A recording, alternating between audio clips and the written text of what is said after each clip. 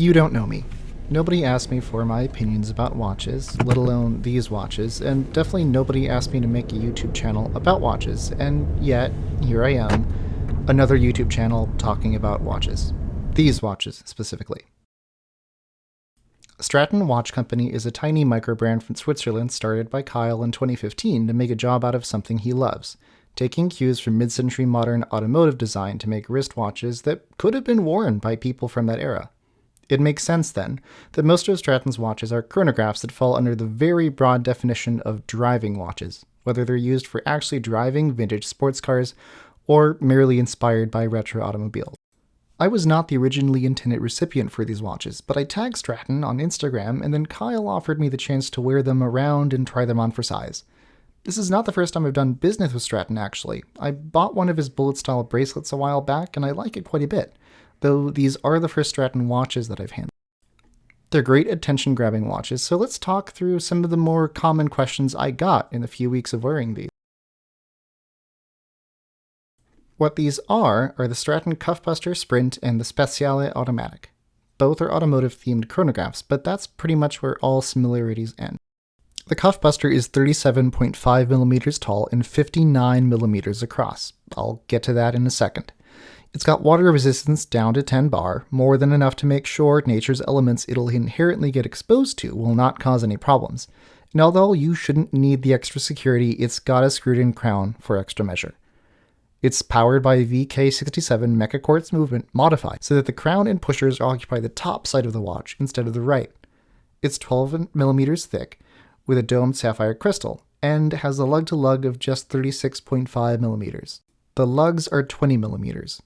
All this makes the watch very small in every dimension except the girth. No, wait, I mean the length. Width. Width is what I mean. And that's because the case shape is meant to address a very specific niche situation.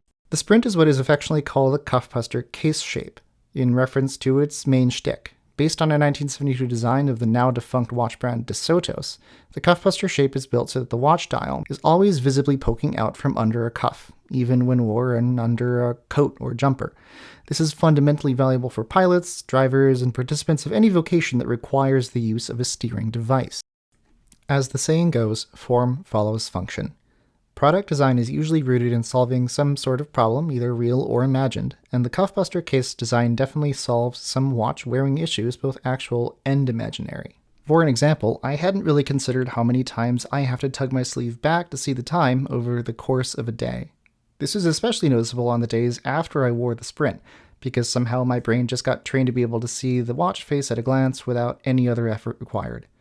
That convenience is only possible by design. Now, is it a problem for me to have to tug my sleeve? No. Objectively, actually, absolutely not. However, when I didn't have that convenience anymore, I noticed its absence, which tells me this design successfully integrated a solution to a problem I hadn't considered before. I have short arms, not like TRX short, but shorter than the US national average, so most sleeves fit a little long on me. But the Sprint peeked out on all but my oversized shirts and never hid when I was holding the steering wheel. So I have no doubt that this design successfully addressed the concerns of drivers and pilots for whom covered watches was a problem. So while formerly real problems are modern-day inconveniences, this watch remains an applicable solution. Now, as for the Speciale, it has shrouded lugs, so length and lug-to-lug are about the same at 41mm. It's a comparatively more standard 42mm across, and this reference is a skyscraping 15.9mm tall. That's because it's powered by a Valjoux ETA 7750, a good, period-accurate workhorse automatic chronograph movement that winds with the slightest of gestures, but all that comes at the cost of a few extra millimeters. If you like the look of the Speciale but can't abide the thickness, there is a dateless, quartz-powered option that is only 13mm thick, and I'm sure also a few grams lighter. The Speciale has a 22mm lug width, and is also rated to 100 meters of water resistance with a screw-in crown. That's a nice touch on this watch because, unlike with the Sprint, I can actually imagine wearing this poolside, or, a bit more fancifully, oceanside, after driving a heritage sports car around the French Riviera to take a dip in the Mediterranean. Now, I'm not sure what to call this case shape. It's squarish, but more rectangular and without a sharp corner anywhere to be found, almost weathered in appearance. Kyle shares that the Speciale is inspired by the dials on his 1977 Alfa Romeo Alfetta GT, But as far as I can tell, this watch's DNA isn't based on any particular watches from yesteryear. As the great Eddie Izzard once said, "Do you have a flag?" And I see no flags or labels indicating what the case shape is called anywhere on the website, which leads me to believe that this is unclaimed territory. So, squared base, withered corners, slanted sides, flattish top. I deem this case shape ziggurat. No, I will not be taking questions, but if you do have better ideas, please comment them. Surprisingly, yes, but not how you'd expect.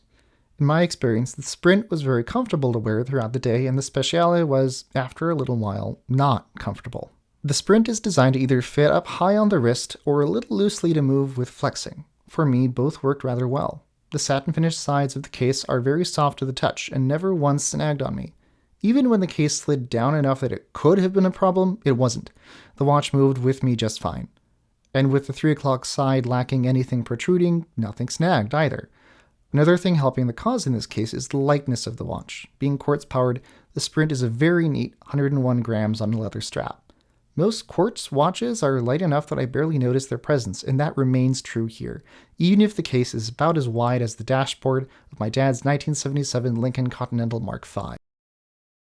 Worth noting is that the Sprint's production model supposedly has a scratch-resistant treatment on the steel slab part of the case, and that is a welcome enhancement that I'm sure will increase the watch's durability and longevity. The Speciale, on the other hand, should have been just as comfortable, if not more, but unfortunately for me, my 6.75-inch wrist is just shaped in such a way that the watch would rub on my wrist bone after a while. I could either strap it down tight so that it never got the chance to touch the bone, or just deal with making contact after a while, which it inevitably would do as gravity tugged on its hefty 100 grams without a strap or 189 on the provided bracelet. This is a very personal issue than my dear wife with her 6.25-inch wrist, or this just fine, pain-free, so I'm inclined to think that I am the outlier here. For what it's worth, until it touches my wrist bone, the Speciale is very comfortable. I've only worn the Sprint on the provided rally-style leather strap. It's soft and mostly pliable, fairly good for a strap honestly, and quite comfortable. The Speciale came on a rally-style bracelet, and it was okay. It's kinda heavy and not a perfect match, so I had no inhibition swapping it out for other straps.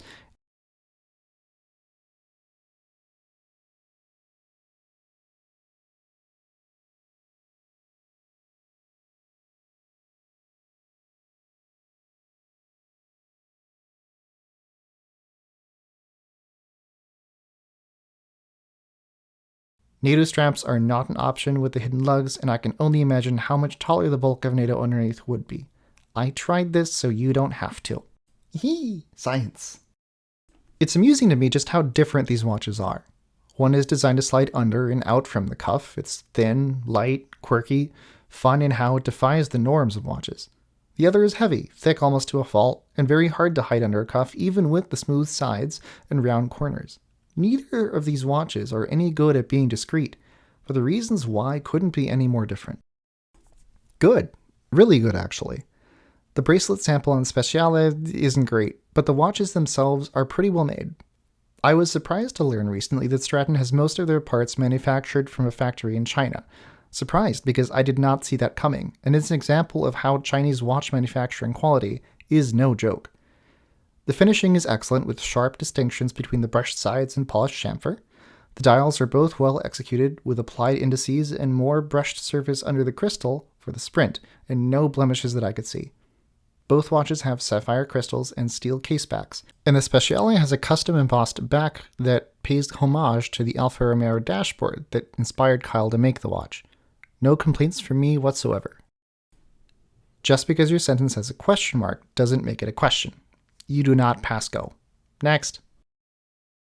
That's not a question, but I'll allow it. Yeah, these are weird, and that's kind of the point.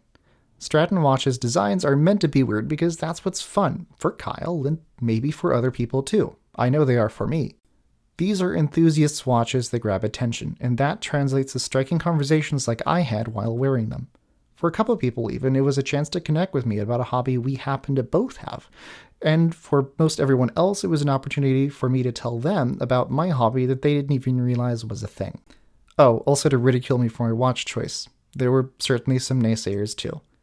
Watches, and especially the unique ones, are catalysts to telling stories about ourselves and what we're into.